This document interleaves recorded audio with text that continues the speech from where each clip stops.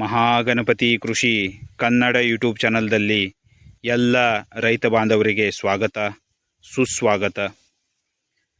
ನಾವು ಇವತ್ತು ಟೊಮ್ಯಾಟೊ ಪ್ಲಾಟ್ನಲ್ಲಿ ಇದ್ದೀವಿ.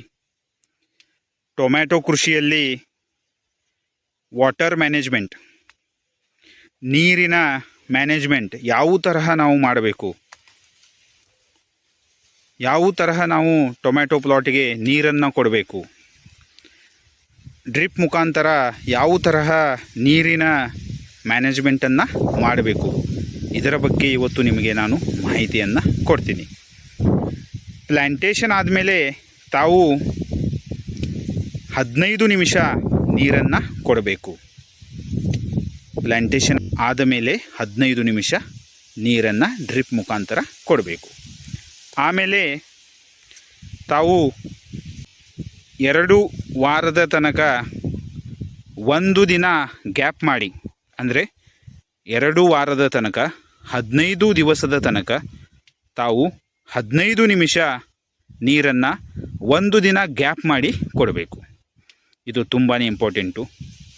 ಸ್ಟಾರ್ಟಿಂಗ್ ಪ್ಲ್ಯಾಂಟೇಷನ್ ಆದ ಮೇಲೆ 15 ದಿನದ ತನಕ 2 ವಾರದ ತನಕ ತಾವು ಈ ತರಹ 15 ನಿಮಿಷ ಮಾತ್ರ ನೀರನ್ನು ಟೊಮ್ಯಾಟೋಗೆ ಕೊಡಬೇಕು.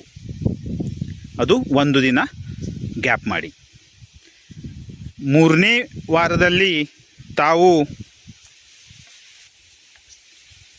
30 ನಿಮಿಷದ ತನಕ ನೀರನ್ನು ಕೊಡಬೇಕು.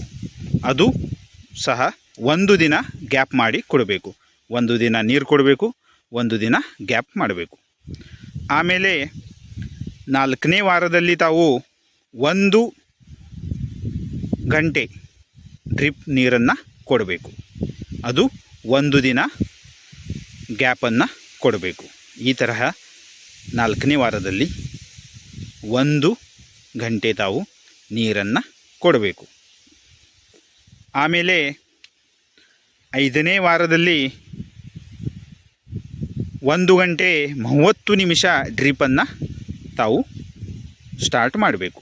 ಅಂದರೆ ಡ್ರಿಪ್ ಮುಖಾಂತರ 1 ಗಂಟೆ 30 ನಿಮಿಷ ಈ ತರಹ ತಾವು ನೀರನ್ನು ಕೊಡಬೇಕು. ಇದು ಸಹ 1 ದಿನ ಗ್ಯಾಪ್ ಮಾಡಬೇಕು. 1 ದಿನ ಬಿಟ್ಟು 1 ದಿನ ನೀರನ್ನು ಕೊಡಬೇಕು.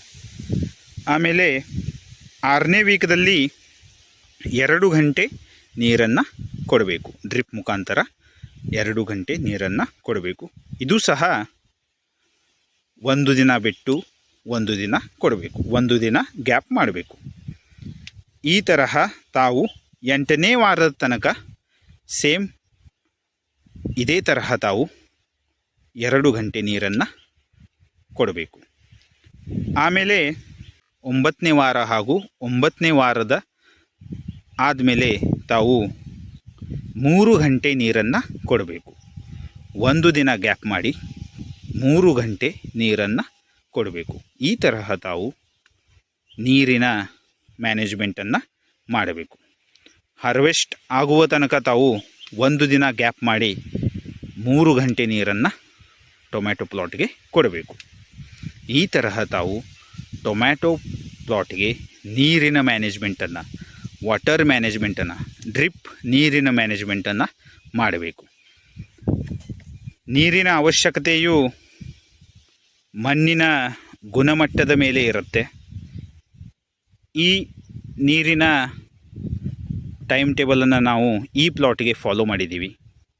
ಈ ನೀರಿನ ಮ್ಯಾನೇಜ್ಮೆಂಟ್ ಟೈಮ್ ಟೇಬಲನ್ನು ನಾವು ನಮ್ಮ ಎಲ್ಲ ಪ್ಲಾಟ್ಗೆ ಫಾಲೋ ಮಾಡ್ತೀವಿ ಹಾಗೂ ಇದರ ರಿಸಲ್ಟು ಚೆನ್ನಾಗಿ ಬಂದಿದೆ. ಈಗ ಭೇಟಿಯಾಗೋಣ ನೆಕ್ಸ್ಟ್ ವಿಡಿಯೋದಲ್ಲಿ. ಥ್ಯಾಂಕ್ ಯು, ಧನ್ಯವಾದಗಳು.